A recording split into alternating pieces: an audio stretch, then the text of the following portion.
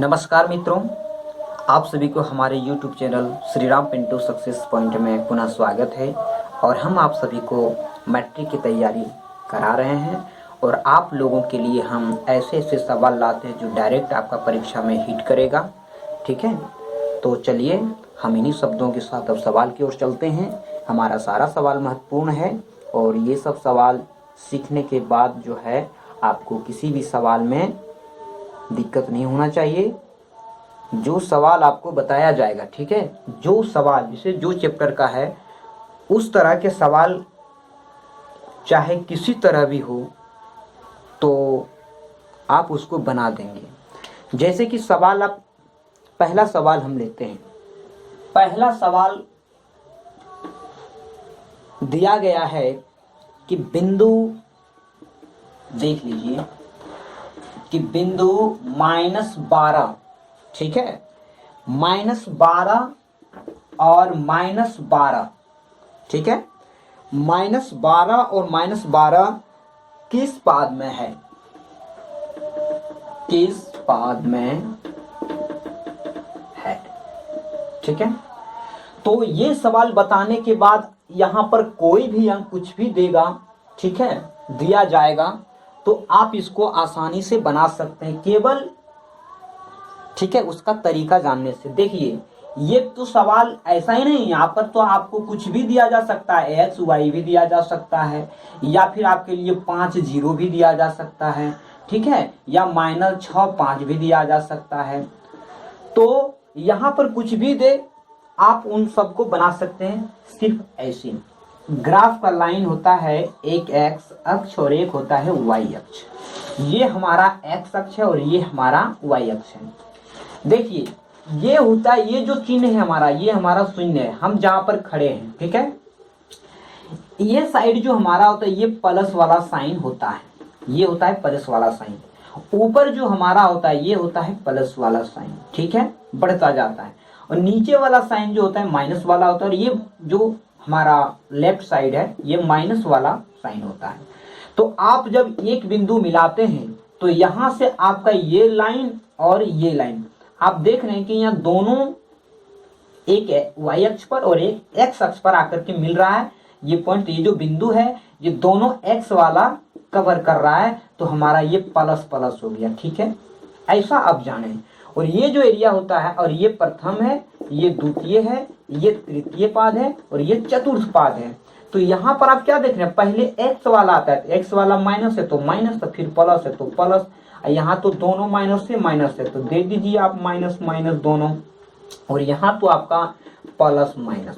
यानी कि आप देख रहे हैं कि प्लस प्लस प्रथम पाद, द्वितीय पाद माइनस प्लस, तृतीय पाद माइनस माइनस और चतुर्थ पाद जो हमारा है वह प्लस माइनस है। तो यहाँ पर आप जो देख रहे हैं -12 ये तो दोनों साइन जो है माइनस में ही है। तो यानी कि हमारा कौन सा पाद होगा, तृतीयक पाद। इसका मतलब हमारा आंसर हो जाएगा तृतीयक पाद, ठीक है। तो इस तरह से अब यहाँ पर कोई भी डिजिट या कोई भी साइन दे दे तो हमें परेशानी नहीं होगा। हम यही बताना चाह रहे थे कि एक सवाल सीखने के बाद आपको उस तरह के दूसरा सवाल भी अगर आ जाए तो परेशान नहीं होना है, ठीक है, परेशानी आपको नहीं होगी। ऐसे ही एक सवाल के साथ हम कई सवालों को सीख पाएंगे। चलिए अगला सवाल हमारा है, ठीक है। अगला सवाल क्या है कि यदि बहुपद f(x), ठीक है, बोला गया है कि यदि f(x) बराबर, ठीक है, f(x) बराबर x² - 3x, x² - 3x + 5 हो तो, ठीक है, 5 हो, ठीक है, नहीं ये नहीं बताया गया, 5 के शून्यक, शून्यक दिया गया है, ठीक है, शून्यक दिया गया है हमारा a और b हो, ठीक है, शून्यक a और b हो तो पूछा गया क्या कि a + b यानी 4 × a + b बराबर व्हाट। आपसे ये पूछा गया है कि बताइए कि 4a + b क्या होगा। तो यहाँ पर a + b, a तो हमारा शून्यक है, ठीक है, और a प्लस बी दिया यानी कि शून्य की ये भी शून्य की ये भी, तो शून्यकों का योग, और शून्यकों का योग हम जानते हैं कि हमारा माइनस बी बटे ए होता है। तो माइनस हो गया यहाँ से, और बी हमारा माइनस में है तो -3, और बटे में ए हमारा कुछ नहीं है एक्स स्क्वायर का गुणांक, तो 1 दे देंगे। माइनस माइनस हो गया +3, अब बटे यानी कि फाइनली हमारा 3 आया। ये हमारा आया क्या, a प्लस बी आया है, ठीक है। लेकिन हमसे पूछा जा रहा है 4 इंटू ए प्लस बी, तो इसमें क्या करेंगे 4 गुना 3 यानी कि हमारा आंसर 12 हो जाएगा, ठीक है। इस तरह से बनाना है, कंफ्यूजन नहीं होना है, ठीक है, शून्य वाला सवाल में। चलिए अगला सवाल की ओर हम चलते हैं, और अगला सवाल थोड़ा इससे भी बेहतरीन होगा और अच्छा होगा, ठीक है। अगला सवाल समांतर श्रेणी से है। समांतर श्रेणी में दिया गया है क्या कि 5, 8, 11, 14, ठीक है, दिया गया। और इसी तरह के प्रथम, ठीक है, प्रथम 24 पदों का योग बोला गया है। 24 पदों का योग ज्ञात करना है हमें, ठीक है। तो 24 पद, तो 24 पदों का योग यानी गिनती में 24 होना चाहिए। जो गिनती होता है उसको बोलते हैं एन नंबर, एन हो गया 24। पहला पद हमारा है ए 5, हमारा डी जो होता है सार्व अंतर, मैंने सबका अंतर में डिफरेंट कितना 5 3 8 8 3 11 11 3 14 3 का डिफरेंट, तो 3 आ गया, ठीक है। और जो हमारा योगफल होता है समांतर श्रेणी में, तो उसका साइन होता है एस एन, ठीक है। और एस एन बराबर ये आप याद रख लीजिए direct, n/2 into 2a plus n-1 into D, आप इसे याद रखिए, ठीक है। तो n हमारा 24 है, लिख लीजिए आप, बटे में 2 दे दीजिए, 2 गुना ए हमारा 5 है, आराम से लेंगे।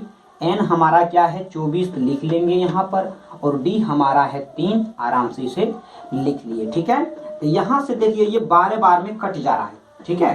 तो 12 और 5 दूना 10, और ये प्लस, अब यहाँ पर देखिए 24 घटा 1 तो आ जाएगा 23, इंटू 3 है तो 3 से गुना कर लेंगे।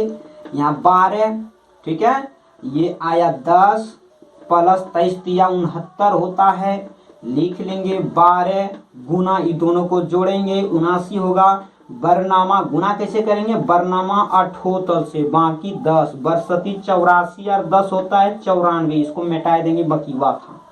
चलिए तो 948 हमारा इसका मैंने 24 पदों का इसी तरह का चलते जाएंगे, 24 पदों तक का जोड़ अगर निकालेंगे तो हमारा 948 आएगा, ठीक है।